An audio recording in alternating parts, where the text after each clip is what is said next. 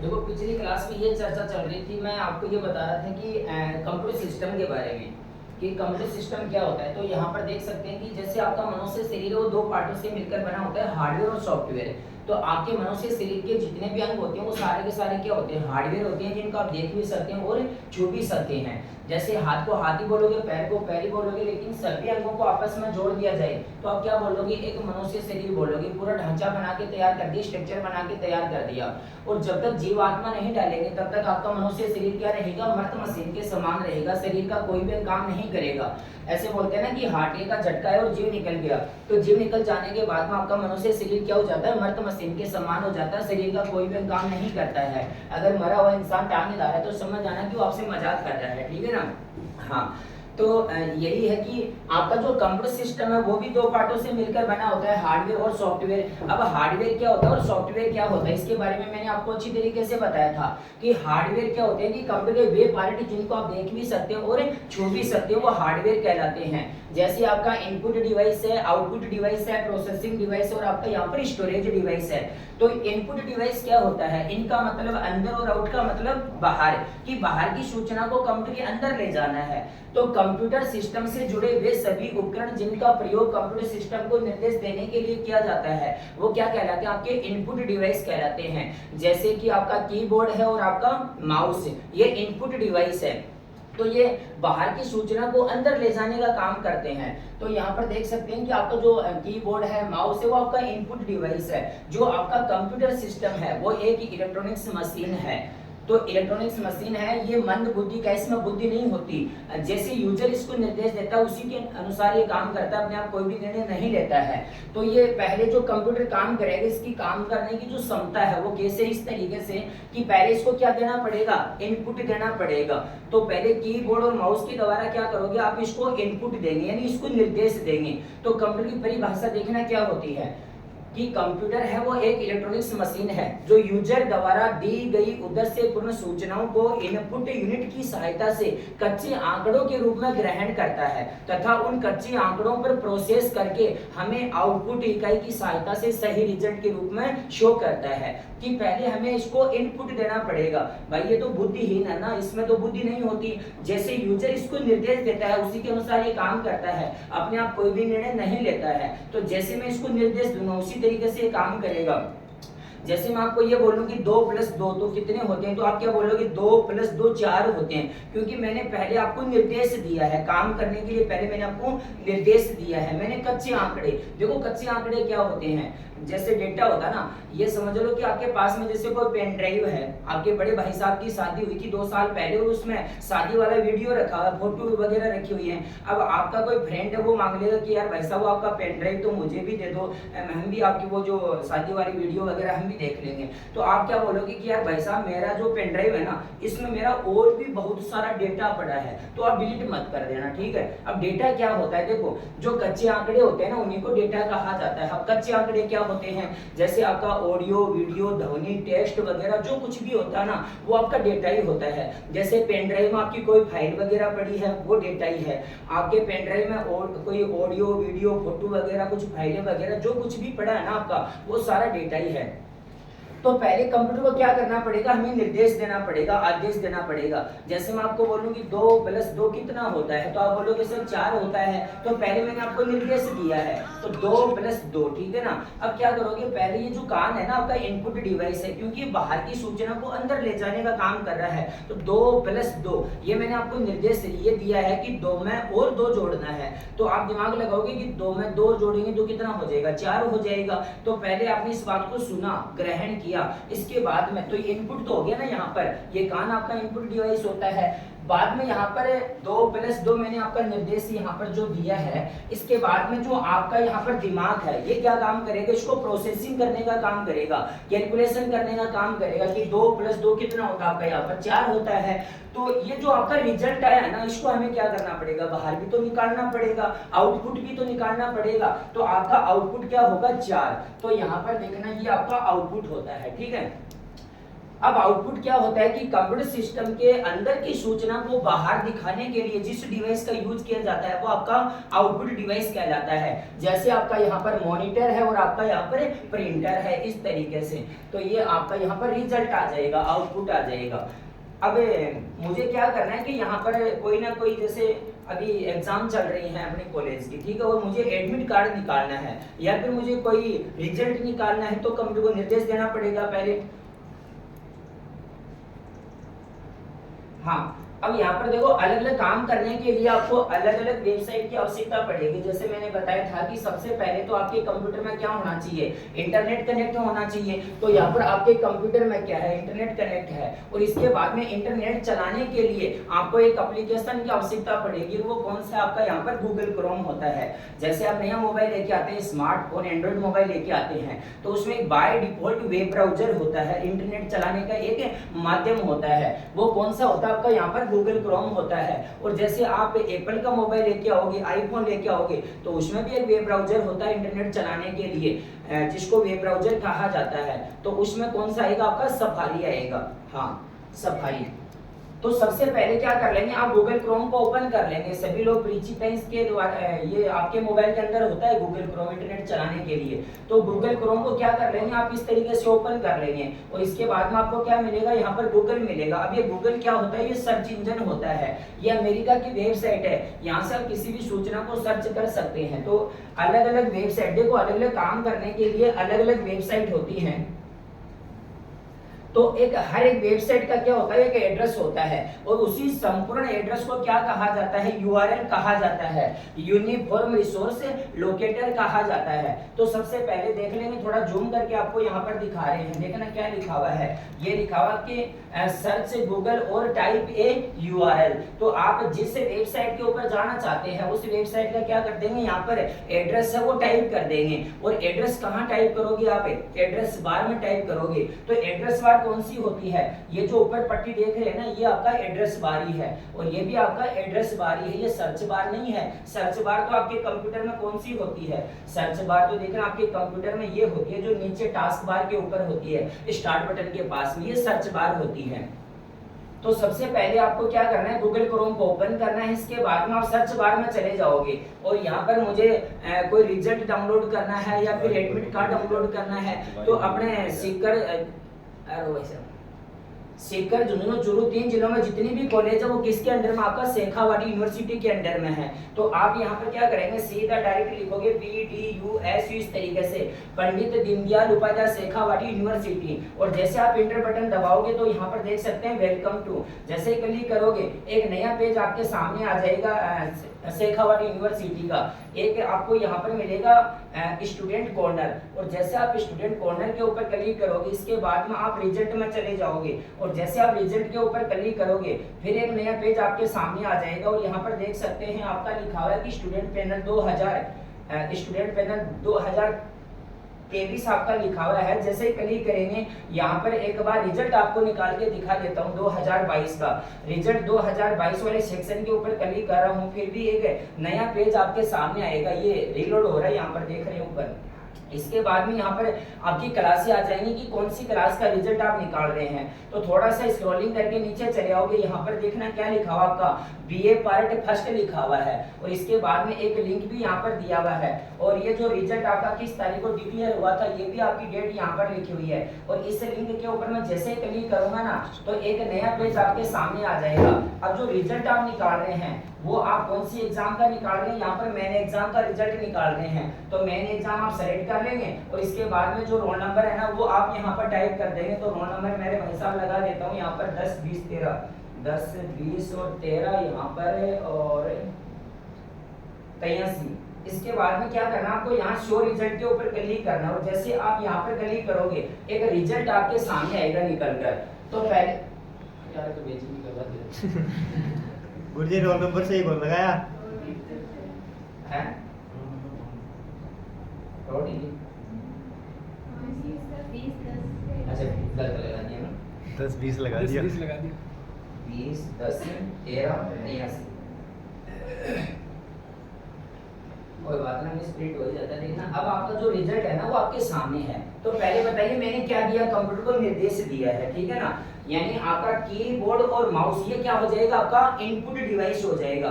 तो ये टाइप करने के लिए काम में आता है, निर्देश देने के लिए काम में आता है। तो अब जो कच्चा आंकड़ा है ना, कच्चा आंकड़ा जो डेटा है, सुनो कच्चे आंकड़े क्या होते हैं, जैसे मैंने अभी रोल नंबर जो टाइप किया ना वो तो आपका कच्चा आंकड़ा, ठीक है ना यहाँ पर। और जो कच्चे आंकड़े हैं वो कंप्यूटर में हम भेजेंगे, तो भेजेंगे किसके द्वारा, इनपुट डिवाइस के द्वारा। और इनपुट डिवाइस कौन सा, आपका कीबोर्ड और माउस।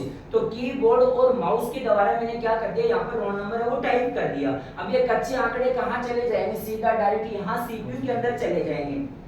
तो जो सीपीयू होता है वो कंप्यूटर का दिमाग होता है। सीपीयू की फुल फॉर्म होती है आपका सेंट्रल प्रोसेसिंग यूनिट, केंद्रीय प्रक्रिया इकाई। और ये जो सीपीयू है इसको यहाँ पर प्रोसेसर कहने का मतलब ये कंप्यूटर का दिमाग होता है। तो पहले कीबोर्ड और माउस के द्वारा मैंने यहाँ पर कुछ आपका जो उसको कच्चे आंकड़े बोलेंगे, कच्चे आंकड़े हैं, इनको मैंने यहाँ पर क्या कर दिया है, ग्रहण करवाया है, ठीक है। तो आपका कंप्यूटर सिस्टम पहले क्या करेगा, जो कच्चे आंकड़े हैं इनको ग्रहण करेगा।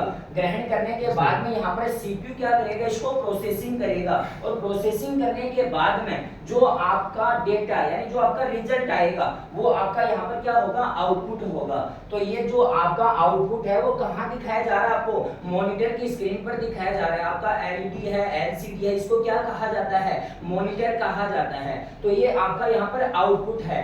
अब मान लीजिए इसी पीडीएफ को मैं पेन ड्राइव में डाल दूं तो वो क्या हो जाएगा, आपका डेटा हो जाएगा, ठीक है ना। कि मेरा कुछ डेटा पड़ा है, मेरी कुछ पीडीएफ वगैरह फाइलें वगैरह पड़ी हैं, तो आप डिलीट मत कर देना, ये डेटा होता है आपका। तो जो आपका आउटपुट आया है, ये आउटपुट आपका दो प्रकार का होता है। एक तो होता है आपका सॉफ्ट कॉपी आउटपुट, दूसरा होता है आपका hard copy output. Soft copy output वह आउटपुट होता है जिसको आप मॉनिटर की स्क्रीन पर देख सकते हैं, पढ़ सकते हैं, लेकिन छू नहीं सकते। और हार्ड कॉपी क्या होता है कि हार्ड कॉपी वह आउटपुट होता है जिसको आप देख भी सकते हैं, पढ़ भी सकते हैं और छू भी सकते हैं। लेकिन इसको मुझे क्या करना पड़ेगा, प्रिंटर के द्वारा कागज पर छापकर बाहर निकालना पड़ेगा। तो वो क्या हो जाएगा, आपका हार्ड कॉपी हो जाएगा। तो ये तो है आपका सॉफ्ट कॉपी, और वो क्या हो जाएगा, आपका हार्ड कॉपी कागज पर प्रिंट होने के बाद में इस तरीके से। तो कंप्यूटर इसी तरीके से काम करता है, पहले इसको इनपुट देना पड़ेगा, बाद में प्रोसेसिंग करेगा और इसके बाद में आपका आउटपुट आएगा।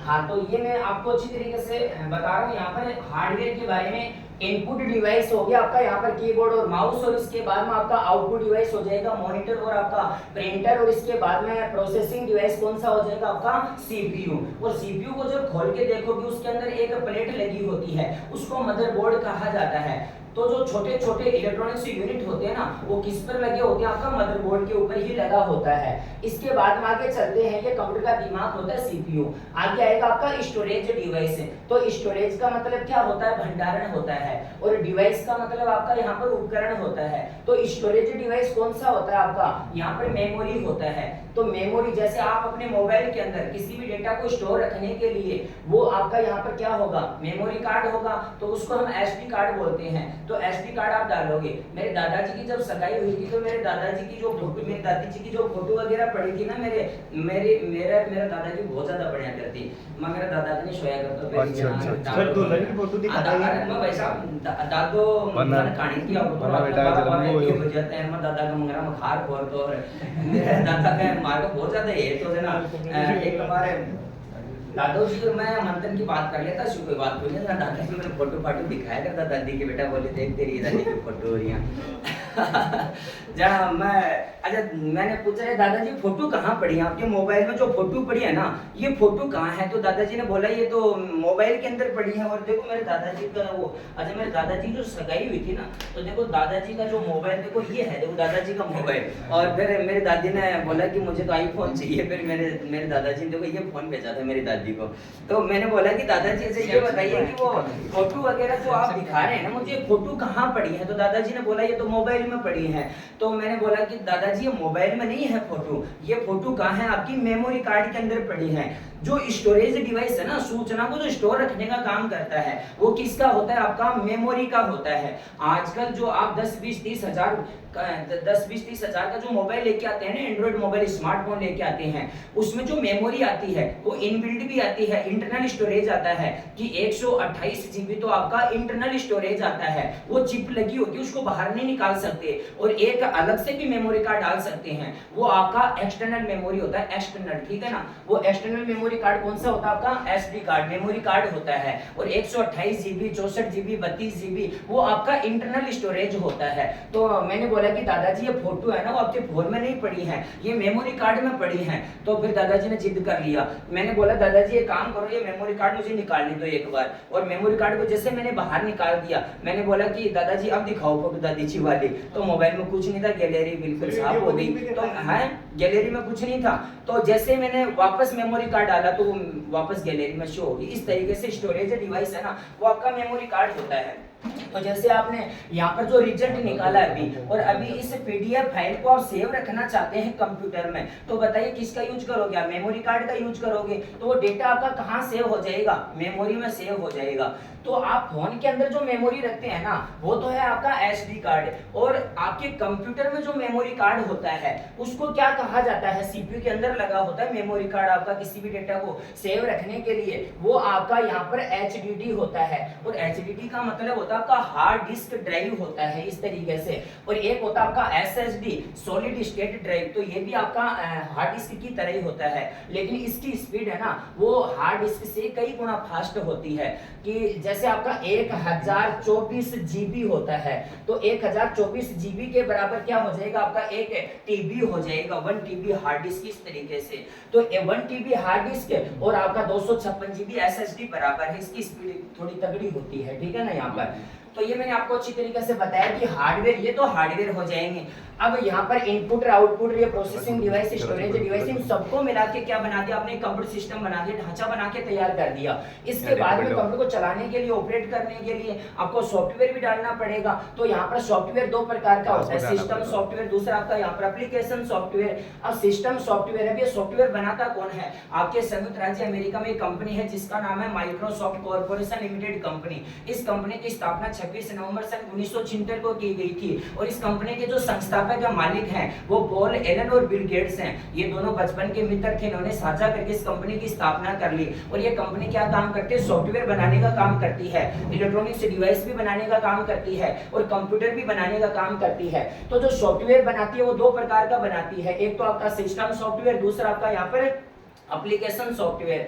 अब मान लीजिए कि आपके घर में कोई कंप्यूटर पड़ा है, ऑलरेडी पहले से बंद पड़ा है, 4 साल से बंद पड़ा है, कोई लाइट का झटका आया था, विंडो उठ गई थी उस टाइम पर, ठीक है। अब आप ये सोचोगे कि मैं कंप्यूटर सीख रहा हूं तो मेरे घर पर जो कंप्यूटर पड़ा है ना मैं इसको भी तो चला लूं यहाँ पर। तो उसको चलाने के लिए, ऑपरेट करने के लिए सबसे पहले दोनों में से कौन सा सॉफ्टवेयर डालोगे आप, सिस्टम सॉफ्टवेयर डालोगे। और सिस्टम सॉफ्टवेयर को ओएस यानी ऑपरेटिंग सिस्टम भी कहा जाता है। ऑपरेटिंग सिस्टम डाल दिया आपका कंप्यूटर क्या हो जाएगा, चालू हो जाएगा, स्विच ऑन हो जाएगा। अभी ऑपरेटिंग सिस्टम भी दो प्रकार का होता है, एक आपका CUI पर आधारित ऑपरेटिंग सिस्टम, दूसरा आपका GUI पर आधारित ऑपरेटिंग सिस्टम। तो CUI का मतलब है कमांड यूजर इंटरफेस, यानी CUI कमांड यूजर इंटरफेस, और एक है आपका यहाँ पर GUI ग्राफिकल यूजर इंटरफेस। तो आप CUI पर आधारित ऑपरेटिंग सिस्टम अगर आप अपने कंप्यूटर सिस्टम में डालोगे जैसे MS DOS और यूनिक्स, तो आपका कंप्यूटर चालू हो जाएगा, स्विच ऑन हो जाएगा। लेकिन इसमें काम करना थोड़ा मुश्किल होता है, कठिन होता है। अगर कुछ गलतियां होगी, त्रुटियां होगी तो सुधारना काफी मुश्किल है। MS DOS में दिखाऊंगा, एक ब्लैक सी स्क्रीन होती है मेरी तरह कंप्यूटर में। हाँ, अब यहाँ पर जो माइक्रोसॉफ्ट कंपनी ने जो पहला ऑपरेटिंग सिस्टम बनाया था सन 1980 में बनाया था, और वो कौन सा था आपका MS DOS। तो मेरे दादाजी जो काम करते थे ना कंप्यूटर, आज से 40 साल पहले अमेरिका में काम करते थे मेरे दादाजी किसी कंपनी के अंदर, तो उस समय MS DOS ही डाल रखा था मेरे दादाजी ने। और जो काम करते थे दादाजी को थोड़ी तकलीफ होती थी इसमें काम करने में, थोड़ी कठिनाइयां होती थी। अगर कुछ गलतियां होगी, त्रुटियां होगी तो सुधारना भी काफी मुश्किल था। और इसमें ऐसा नहीं कि वो डेस्कटॉप मिलेगा, स्क्रीन मिलेगी, आपको कुछ नहीं मिलता है, इसमें कमांड लगा लगा के काम करना पड़ता है। अब यहाँ पर मेरे दादाजी ने क्या कर दिया भाई साहब, सीधा डायरेक्ट माइक्रोसॉफ्ट कंपनी का जो मालिक था ना पॉल एलन और बिल गेट्स, उनको मेरे दादाजी ने हाँ कॉल कर दिया। और मेरे दादाजी ने बोला जी जो हम काम कर रहे हैं ना MS DOS में, थोड़ा काम करना मुश्किल है, थोड़ा कठिन हो रहा है, कुछ गलतियां हो रही हैं तो उनको सुधारना काफी मुश्किल है। तो आप एक काम करो, क्यों ना कोई नया वर्जन बना दीजिए ताकि काम करने में क्या हो जाए, थोड़ा आसान हो जाए। कुछ एप्लीकेशन बना दो, डेस्कटॉप वगैरह बना दो तो आसान हो जाएगा काम। तो फिर दादाजी ने यहाँ पर मेरे दादाजी की बात को स्वीकार करते हुए माइक्रोसॉफ्ट कंपनी वालों ने क्या कर दिया, यहाँ पर GUI पर आधारित ऑपरेटिंग सिस्टम बना दिया। और वो कौन सा था आपका, यहाँ पर MS विंडो, माइक्रोसॉफ्ट विंडो। जैसे कि आपका स्मार्टफोन होता है, टच स्क्रीन मोबाइल होता है, तो उसको भी चलाने के लिए एक ऑपरेटिंग सिस्टम होता है, वो आपका एंड्रॉइड होता है। और जो एप्पल का मोबाइल है आईफोन, तो उसका भी ऑपरेटिंग सिस्टम होता है आपका iOS। इसी प्रकार जो कंप्यूटर है, तो कंप्यूटर को भी चलाने के लिए, ऑपरेट करने के लिए इसका भी एक ऑपरेटिंग सिस्टम होता है। वो कौन सा होता है आपका MS विंडो होता है, माइक्रोसॉफ्ट विंडो होता है, जो माइक्रोसॉफ्ट कंपनी बनाती है। और MS विंडो के वर्जन अलग अलग होते हैं, थोड़ा सा जूम करके आपको दिखा रहे हैं, यहाँ पर देखना, विंडोज 7, 8, 10, 11 कोई सा भी वर्जन डाल देंगे आपका कंप्यूटर चालू हो जाएगा, स्विच ऑन हो जाएगा। हाँ,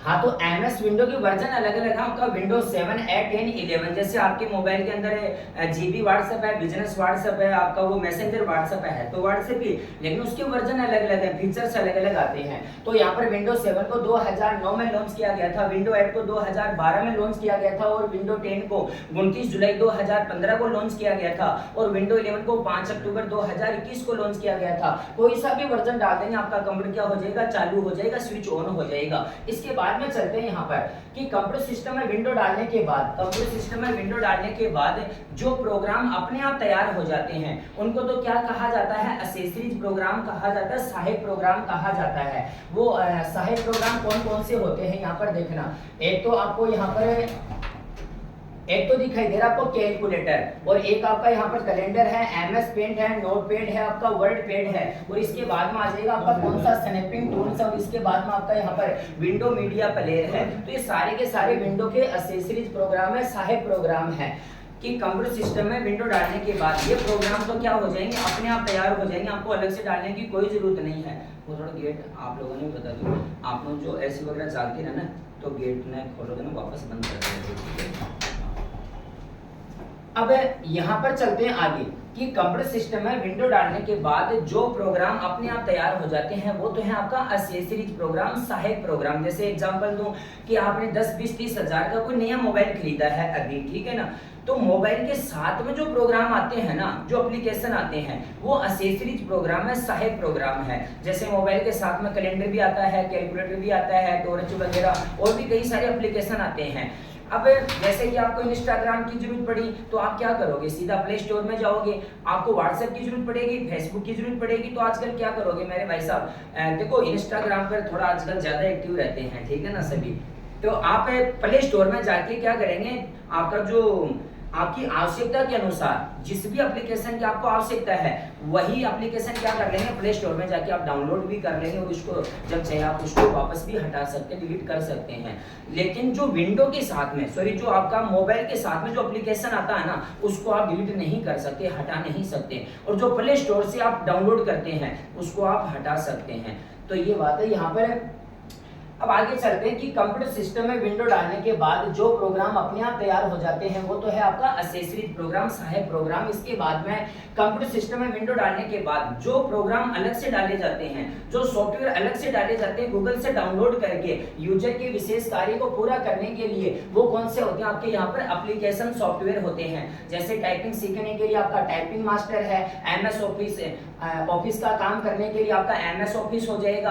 अगर आप अकाउंट्स का काम करना चाहते हैं, बही खाते का काम करना चाहते हैं, खाता बही का काम करना चाहते हैं, तो वो आपका यहाँ पर टैली हो जाएगा। टैली आपका एक अकाउंटिंग सॉफ्टवेयर होता है। अगर बेन बेनाने की फोटो को डिजाइन करना है तो कौन सा डाउनलोड करोगे आप, फोटोशॉप डाउनलोड करोगे, क्योंकि उसमें फिल्टर वगैरह लगाने का काम होता है। फोटो को आप डिजाइन कर सकते हैं, जो स्टूडियो वाले काम करते हैं ना, शादी का जो फोटो वाला एल्बम बनाते हैं, वो आपका फोटोशॉप में ही डिजाइन होता है। फोटी माड़ा काड़ों के लिए, अरे हाँ, तो वो जैसे कोई आपको तिल वगैरह लगाना है, और जो आपको कोई दाग धब्बा धब्बा है तो वो उसको साफ करना है, ब्यूटी करना है, तो ये सारा काम किस में हो जाएगा, आपका फोटोशॉप में हो जाएगा।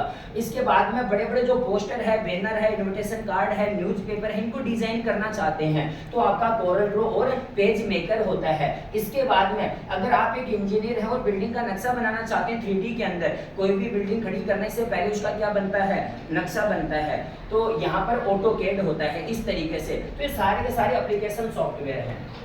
अब बात करता हूँ यहाँ पर जो कल पॉइंट वगैरह जो आप कर रहे थे वो भी बताएंगे। अब यहाँ पर थोड़ा सा मैं इसको तो कैंसिल कर देता हूँ यहाँ पर।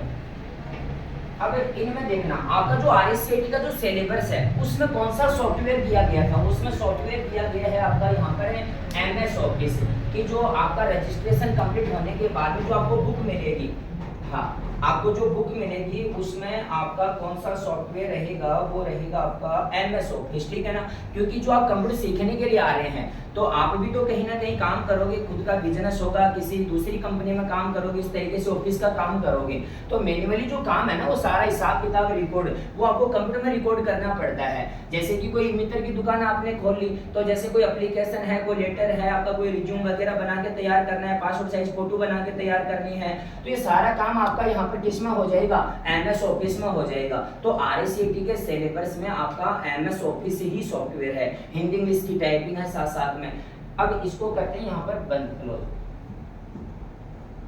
हाँ अब MS ऑफिस की अगर मैं बात करूं तो आपका जो MS ऑफिस है वो पूरा पैकेज है, पूरा पैकेट है, यानी एक सॉफ्टवेयर है। अच्छा ये MS ऑफिस किसने बनाया, माइक्रोसॉफ्ट कंपनी ने बनाया है, ठीक है ना। MS ऑफिस, MS का मतलब होता है माइक्रोसॉफ्ट ऑफिस, कि ऑफिस का काम करने के लिए एक सॉफ्टवेयर बनाया गया है, डिजाइन किया गया है, और वो सॉफ्टवेयर किसने बनाया, माइक्रोसॉफ्ट कंपनी ने बनाया है। और जो कंप्यूटर की लैंग्वेज होती है ना, कंप्यूटर की जो लैंग्वेज होती है वो कौन कौन सी है, जैसे कंप्यूटर की मुख्य जो भाषाएं होती हैं वो आपकी 3 होती हैं। एक आपका मशीनी भाषा होता है, एक असेंबली होता है, और एक आपका हाई लेवल लैंग्वेज उच्च स्तरीय भाषा होती है। तो जो आपकी उच्च स्तरीय भाषा है, हाई लेवल लैंग्वेज, उसके अंदर में 250-300 भाषाएं आती हैं।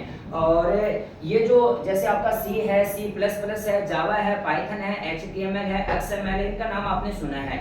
तो जो हाई लेवल लैंग्वेज है इसके अंदर में 250-300 भाषाएं हैं। तो जो आपका MS ऑफिस है, माइक्रोसॉफ्ट ऑफिस है,